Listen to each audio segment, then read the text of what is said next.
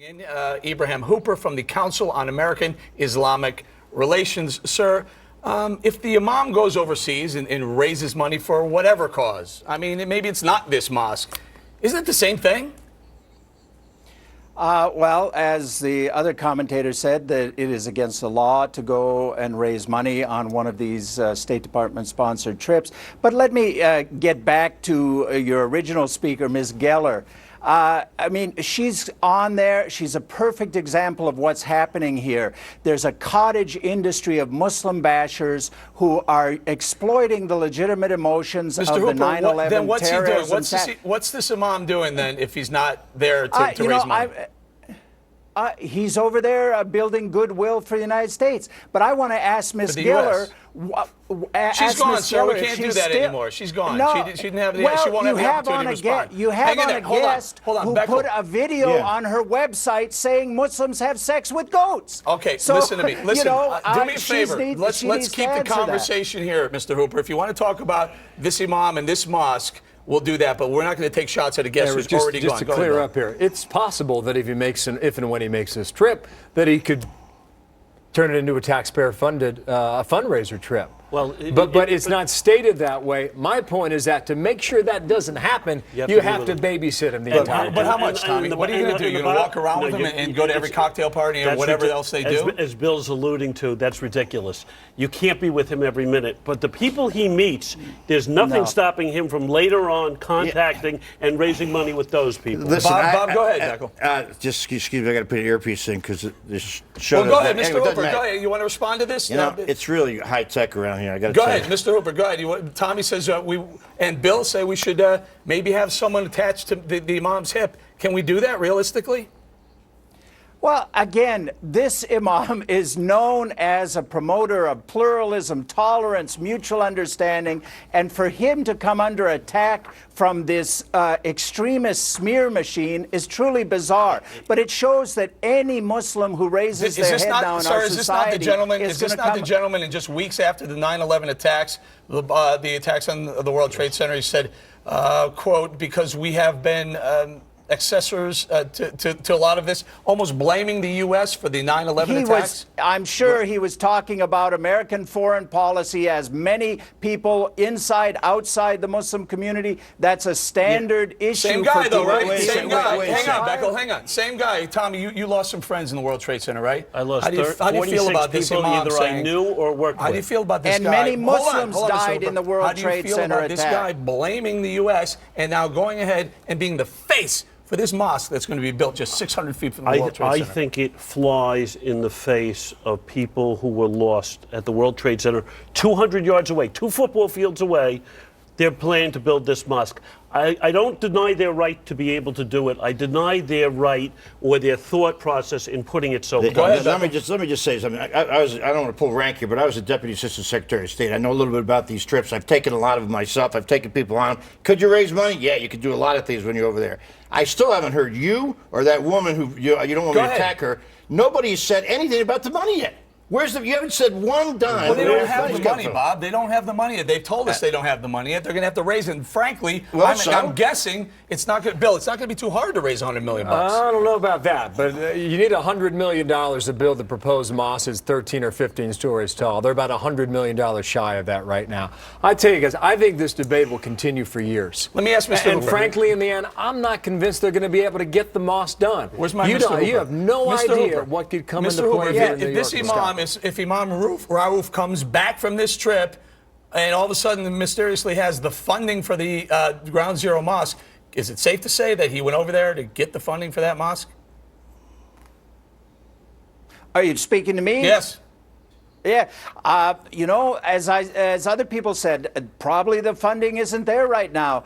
And, wherever he gets it, it is going to be scrutinized 100 times over. He's going to be the cleanest fundraising effort ever in the history of, developing property. Cleanest. Yeah. Hold on. Guys, I got to bring this. This is great stuff. I want to keep it going. We've heard the money angle. Let's bring in Michael Grimm. He's running for a New York congressional seat. Michael, you've heard all this.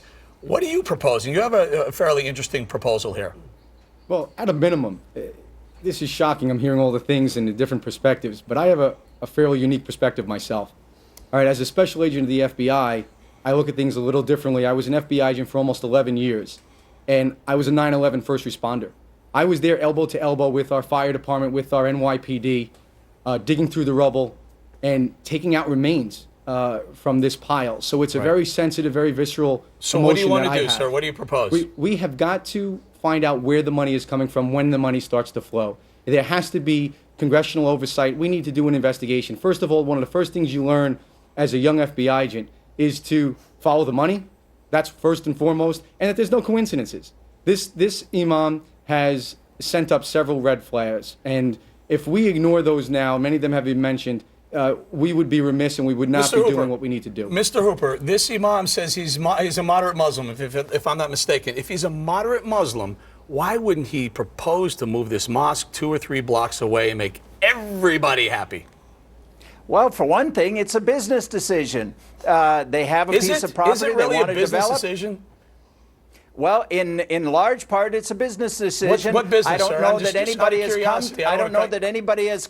What business? Just tell me what business. I mean, I assume it's a place of worship, right? I mean, it's developing a property, and you're not going to ask somebody to take a loss on their property to move to another property when they have an existing property. Hang in there. I'm not so sure. Unless somebody There's comes to two- them with a viable Hang on, Mr. business Hooper. deal. Hang on, go ahead, There's Tom. 2 points I'd like to make here. Governor Patterson, who is a Democrat governor of New York, voluntarily threw himself in the fray and says, we will help you from the state's perspective of finding an alternate site. That was denied by the imam.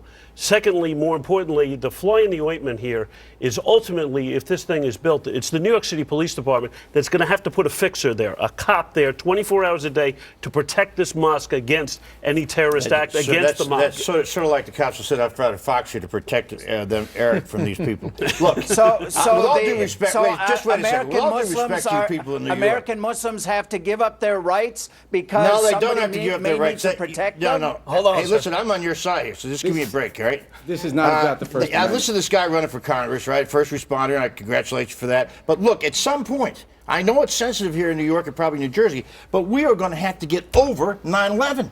We're going to have to get over it. I couldn't We disagree can't alter more. our way of I couldn't life. disagree more. We can't. You guys want to keep it going, Hang you on, keep it Beckel. going. Hang on, Mr. Hooper. Hang on. We have this broke a couple minutes before showtime. A spokesman for Senator Harry Reid said, quote, the First Amendment protects freedom of religion. Senator Reid respects that, but thinks the mosque should be built someplace else. Wow. There you go, sir. There's the ranking You member know of what the that Senate does? Yeah, saying, I we're like moving all away of from you. those statements of respect for the Constitution, but they're always followed with the word "but" when it comes to American Muslims, and that's a bit not disturbing. true. You know, that's not true. First of all, as someone that has also put on the uniform as a United States Marine, I marched into battle for the freedoms that this country stands for. Okay, as a Marine, I helped to protect Saudi Arabia and I helped to liberate Kuwait. So there's no question that I would give my life for the freedoms that this country believes in and stands for. Billy, this wrap is this not thing up. about Wrap right. this thing up. It's Hang about on, right hang and on. The wrong. story And building this exploded mosque there is Hang on, wrong. guys. The story exploded on Friday night because the White House made a decision to get involved and make a statement. It continued on Saturday with this quote-unquote clarification. It continues today because Harry Reid's splitting with the White House. I mean, this is a story that keeps going and going, and frankly, the more people weigh in on it, the more fuel and oxygen it gives this story. But what it's not, Bill, is we're in it's not a mid-August voting right issue. now. It's not a Hang on, voting hang issue. on, guys. Well, We're it's gonna not a voting wrap issue. it up, Local guys. issue. I got to say thank you. We're up against the break. We appreciate both of your time, Michael Grimm and Ibrahim Hooper. You'll join us again if you don't mind.